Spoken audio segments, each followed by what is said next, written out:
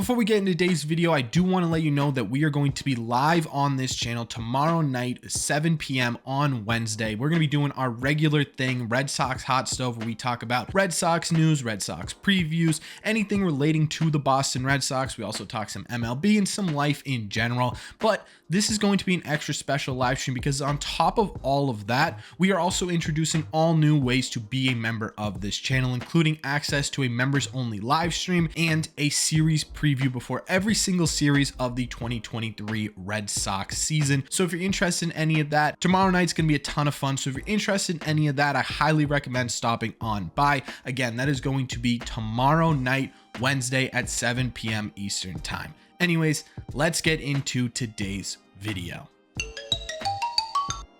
What is going on, everybody? Welcome back to Red Seat Radio. My name is Corbin, and for those of you who've been following along for a while, or even if you're slightly new here, you can probably tell that I'm a pretty optimistic person when it comes to the Boston Red Sox and when it comes to the 2023 Red Sox season. Now, granted, a lot of my optimism does come with some backups, some factual backups, statistically, projection-wise, right? It's not just blind optimism, but still optimistic nonetheless. Well, today we are taking that ideology of optimism, we are flipping it right on its head and looking at this Red Sox team from a completely different angle. Now, why am I doing this? Well, the first reason is that I want to challenge myself. I want to be able to look at this team from every possible angle, but two, I want you guys to have as much information about this Red Sox team before we get into the 2023 season as humanly possible, whether that's good information or negative information. Bad information doesn't really work there because then it just means it's wrong. So I want you guys to have it all. So that's exactly what we're doing in today's video.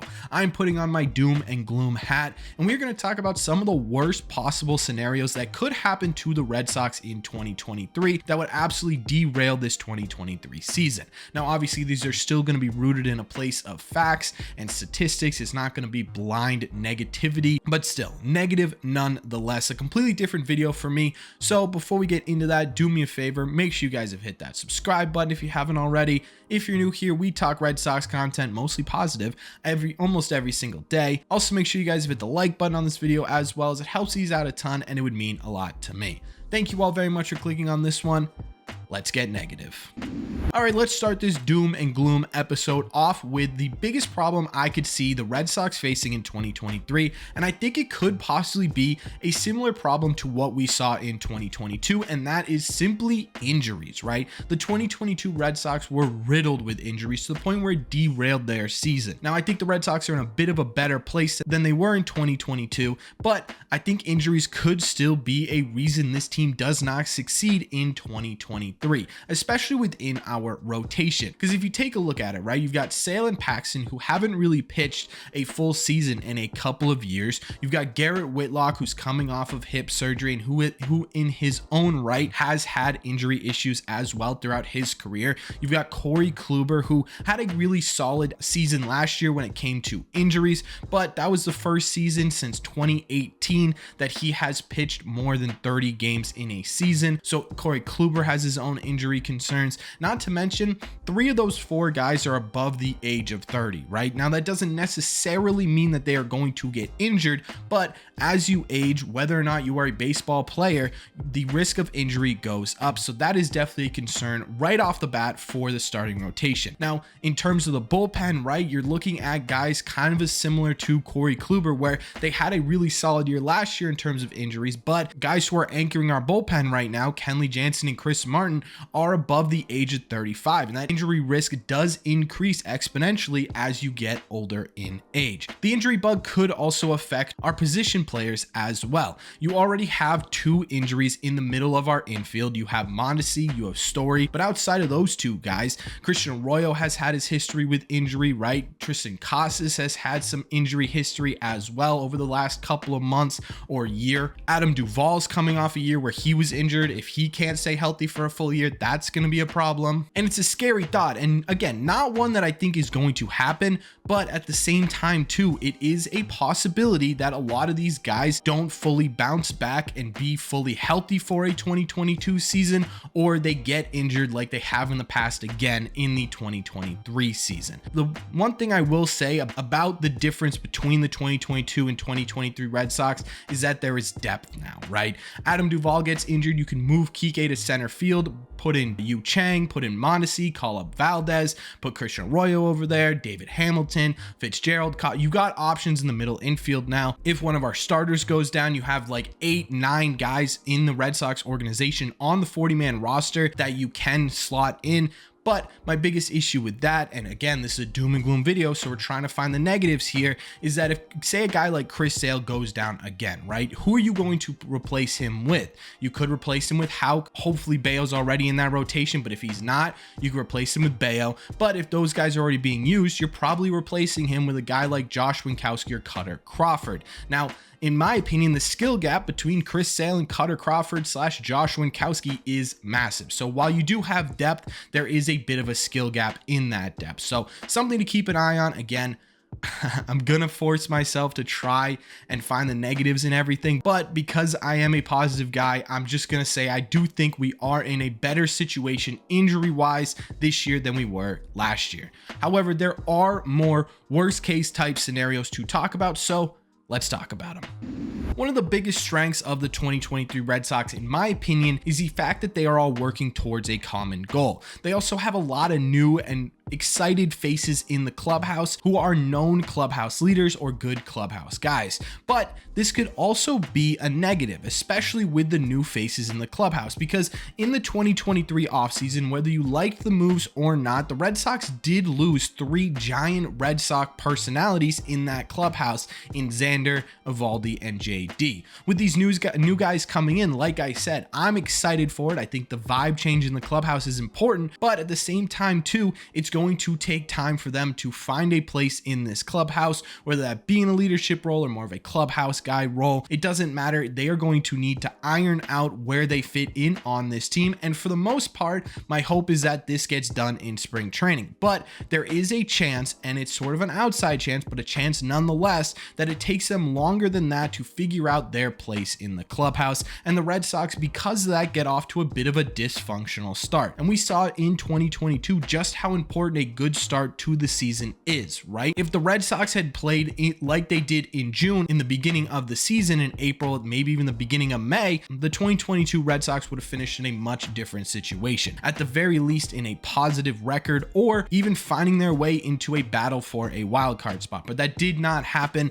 and there is a chance that in 2023, because of they're playing a bit of musical chairs in terms of who's the clubhouse guy, who's the new sort of leader on the bench or in the clubhouse or whatever, it could end up negatively affecting this Red Sox team. Outside of that too, you have to talk about the middle infield when you're talking about worst case scenarios for this Red Sox team, because I genuinely believe that Kike Hernandez is going to be great as the everyday shortstop for this Red Sox team, but there's a chance that does not happen. Kike has only spent 100 games total in his major league career as a starting shortstop, and not as an everyday shortstop, right? It's sort of been in periods of time where he's played a lot of shortstop, but he's never been a team's everyday shortstop. So what does that look like throughout an entire season? We don't fully know yet. We do know that he is a great defender, but how does he adjust to sort of taking on this leadership role? Is it too much for him to handle? Is it going to take away from his focus at the plate or on the field? We are not entirely sure yet. And if Kike Hernandez does not do well at shortstop,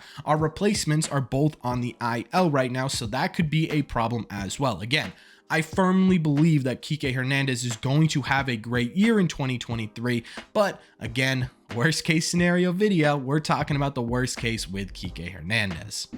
In my opinion, another reason to be excited about this 2023 team is the youth that is going to have a prominent role on this club, right? I'm talking about guys like Bayo, Casas, Yoshida, our entire catching staff, right? With Reese McGuire, Connor Wong, Jorge Alfaro. These are going to be guys who have a much larger presence on the 2023 team than they did in 2022. And to me, that is a good thing. But there is also a scenario where they struggle a little bit, especially a guy like Yoshida, who has not seen a single pitch at the major league level. There is going to be an adjustment period for him to figure out how to truly be effective at the major league level. And a lot of people, and my hope and my assumption based on everything I've seen surrounding Yoshida, is that that adjustment period is much shorter than we've seen in the past from guys who come from the Japanese league. But that may not be the case, and it may take Yoshida a while to adjust. Brian Bayo, Tristan Casas could have somewhat of a sophomore slump. They also had adjustments to make at the end of the season. We're not going to be able to know whether or not they made those adjustments correctly until opening day comes, and at that point it could be a problem if Tristan Casas, say, can't figure out how to hit for a higher average, or can't figure out how to fully put the ball out of the ballpark to the potential that he is supposed to, or if Brian Bayo again struggles with his tempo during games and being able to locate in tough situations. Those are two things for both of those guys that if they don't figure it out, that's going to be a huge burden on the rest of this team to pick up that slack. And so for me, if we're looking at negatives of this Red Sox team, one of the biggest is if this Red Sox youth core does not perform to the level that the Red Sox expect them to perform to. And the Red Sox have really high hopes for these players, and rightfully so. There's a lot of potential there. And again, I think they are going to do well, but you have to take into consideration as well that there is going to be a bit of struggle going on, most likely at the beginning of the year, with some of these guys. Probably not all of them, but some of them are definitely going to go through their ups and downs, and that is something the Red Sox hopefully are prepared for, but if they aren't, could really derail this season quickly, because unlike in years in the past, the youth on this team is truly going to have a huge effect on the success of the 2023 ball club. And that's kind of all the worst case scenarios I could come up with. So let me know in the comment section down below if there's any that I missed. And I actually enjoy doing this. I enjoy looking at this Red Sox team from a different angle. Does it change my optimism for this 2023 team? No, but it does make me a little bit cautious that, hey, maybe everything doesn't go as perfectly as everyone hopes for, and there may be a bit of an adjustment period at some point in the year for a lot of these scenarios. However, I think that some of these scenarios are going to be reasons the Red Sox are really great, right? The vibes one, the one with leaders coming into the clubhouse, I think that works out really well. I think Kike really shines this 2023 season. I think the youth of this team really does a good job. But either way, let me know in the comment section down below, what do you think of these worst case scenarios? Are there any that are super realistic to you that you're saying, yeah, that's not even worst case scenario, that's just gonna happen? Are there any where you're like, well, that's really far-fetched, I just simply don't see that happening? Let me know all your thoughts on taking a look at the Red Sox from a more pessimistic angle. Let me know all your thoughts down below. As always, if you made it to the end of this video, do me a favor, make sure you guys have hit that subscribe button if you haven't already. If you're new here, we talk Red Sox content almost every single day. Also, make sure you guys have hit the like button as well. Thank you all very much for clicking on this one, and I will see you for our big, huge live stream tomorrow night at 7 p.m. Eastern time on this channel and in the Red Seat.